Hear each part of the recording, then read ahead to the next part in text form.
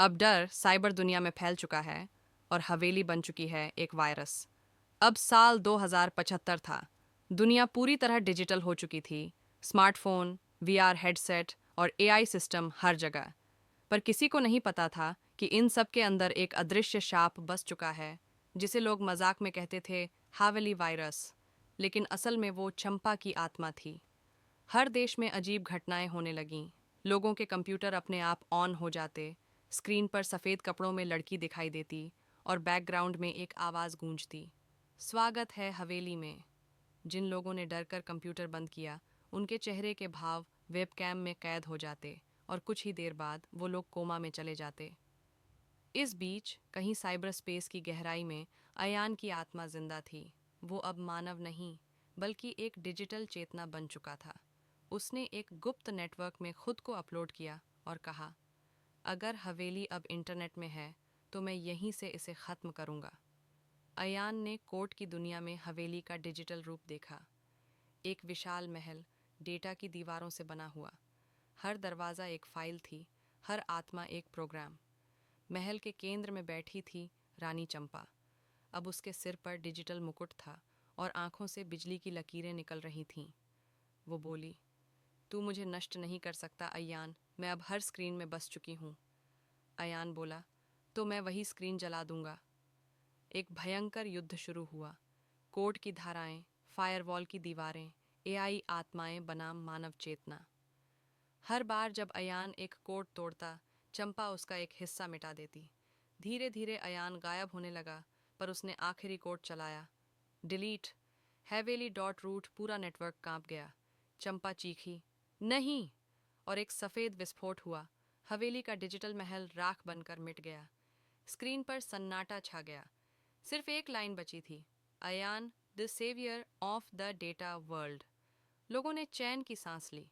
Heavily virus मिट गया था, ऐसा सबको लगा।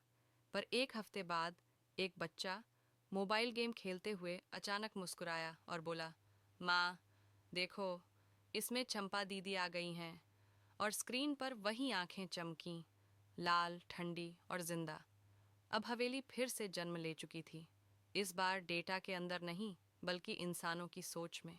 अब डर स्क्रीन से निकलकर दिमाग के अंदर उतर चुका है। 2037 दुनिया ने न्यूरोलिंक नाम की नई तकनीक अपनाई थी। अब लोग अपने सपनों को रिकॉर्ड कर सकते थे, नींद में अपने अवचेतन मन की दुनिया देख सकते थे। लेकिन कुछ हफ्तों बाद एक एक करके लोगों ने कहना शुरू किया, हर सपने में एक हवेली दिखती है, लाल खिड़कियों वाली, और एक लड़की जो मुस्कुरा रही है। सरकार ने इसे नींद वायरस कहा, पर असल में वो चंपा थी। वो अब डेटा से निकलकर मानव दिमाग के सपनों में घुस चुकी थी। हर रात लोग हवेली में पहुंच जाते, जहां दीवारें फुसफुसाती, आईने में चेहरा नहीं डर दिखता, और अंत में चंपा कहती, अब तुम मेरे सपनों का हिस्सा बन चुके हो। जो लोग उस सपने में मर जाते सुबह उठ नहीं पाते। डॉक्टर कहते, ब्रेन डेथ।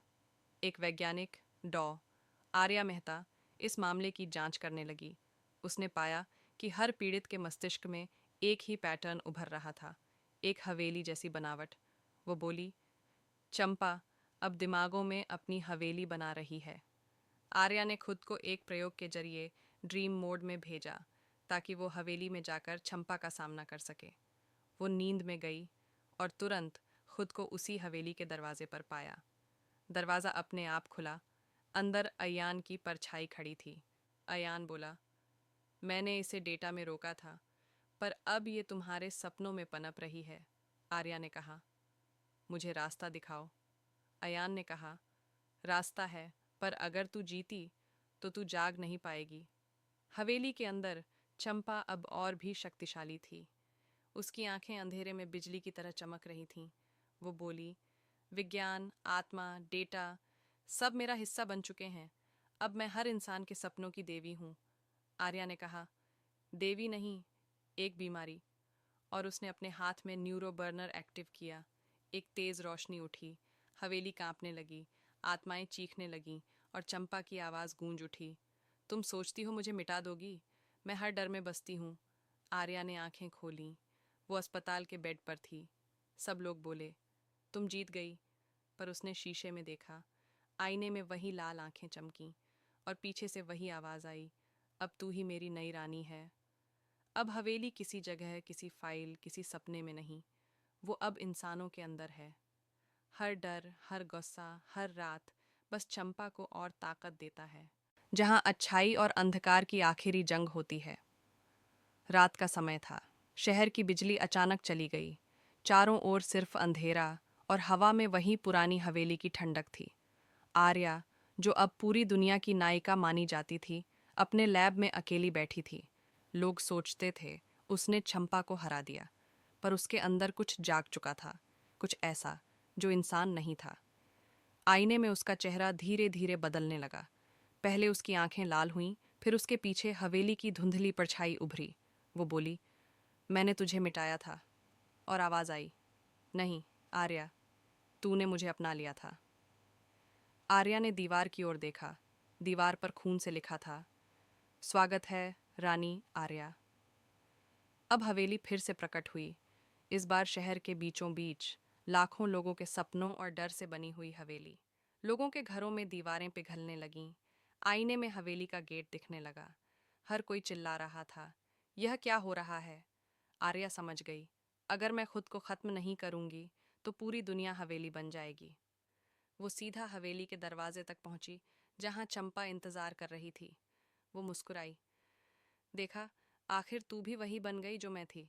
आर्या बोली, नहीं, मैं तेरी तरह नहीं, मैं तुझसे आगे हूँ। उसने अपनी हथेली खोली। अंदर एक नीली चमक थी, शुद्ध ऊर्जा की। वो बोली, ये वही है जो इंसानों में अब भी बाकी है, दया और प्रकाश। चंपा हंसी, प्रकाश हवेली में टिक नहीं सकता। आर्या चिल्लाई, तो आज हवेली को ही रोशनी में बदल दूंगी। एक विस्फोट हुआ। नीली और लाल रोशनी ने पूरी हवेली को घेर लिया। हर दीवार, हर आत्मा, हर कोना जल उठा। रानी चंपा चीखती रही, नहीं, मैं अनंत हूँ। आर्या की आवाज गूंजी, अनंत भी अंत पा सकता है, अगर दिल साफ हो। फिर सन्नाटा। सुबह हुई। जहां हवेली थी, वहां अब सफेद फूलों का मैदान था। आर्या कहीं नहीं थी, बस एक दिया जल रहा था, जिसके पास एक पंक्ति खुद ब खुद लिखी हुई थी, जब तक दुनिया में डर रहेगा, हवेली सोती नहीं, बस इंतजार करती है। लोगों ने उस जगह को अब शांतिवन नाम दिया। पर रात के वक्त कभी कभी हवा में वही फुसफुसाहट सुनाई देती, आर्या या चंपा, कौन जीता? और दूर धुंध में कभी कभी एक सफ़ेद लहंगे वाली औरत दिखती है, जिसकी आंखें अब आधी नीली आधी लाल होती हैं। अंत? शायद नहीं, क्योंकि हवेली कभी मरती नहीं, वो बस रूप बदलती है। जहाँ सब कुछ खत्म लगता है, पर हवेली की सांसें अब भी बाकी हैं। 10 साल बीत चुके थे। गांव अब पूरी तरह बदल गया था। जहाँ कभी हवेली थी, वहाँ अब शांतिवन नाम का सुंदर बगीचा था। लोग वहाँ घूमने आते, फोटो खिंचवाते और बच्चों के खेलने की हंसी हर तरफ गूंजती रहती। कोई अब उस डर को याद नहीं करता था। आर्या और चंपा की कहानी अब बस एक किंवदंती बन चुकी थी। एक दिन सूरज ढल रहा था। एक छोटा बच्चा, आरव नाम का, अपनी माँ से दूर भागते हुए बगीचे के पुराने हिस्से में चला गया। वहाँ मिट्टी में कुछ चमक रहा था। उसने झुककर देखा, एक पुराना लकड़ी का खिलौना घर, जो बिल्कुल पुरानी हवेली जैसा दिखता था। बच्चे ने मुस्कुराकर कहा, वाह, कितना प्यारा घर है। और उसने खिलौने का दरवाज़ा खोला। अंदर से हल्की सी ठंडी हवा निकली और एक धीमी सी आवाज़ फुसफुसाई, स्वागत है आरव। बच्चा चौंक गया, पर उसे लगा कि कोई खेल है। वो खिलौना लेकर घर चला गया। रात को जब सब सो गए, कमरे में खिलौना अपने आप खुला। उसकी खिड़कियों से लाल रोशनी झिलमिलाई और खिलौने के अंदर से एक छोटी हंसी की गूंज आई, वही हंसी जो सदियों से हवेली की पहचान थी। अगली सुबह आरव अपने कमरे में नहीं था, बस वो खिलौना घर खुला पड़ा था और अंदर छोटे छोटे पैरों के निशान थे। दीवार पर एक नया वाक्य खुद ब खुद उभरा, हवेली फिर से जाग चुकी है। लोग कहते हैं, जब रात गहराती है और हवा ठंडी होती है, तो शांतिवन में किसी बच्चे की हंसी सुनाई देती है और उसके पीछे धीरे धीरे एक सफ़ेद साया चलता है।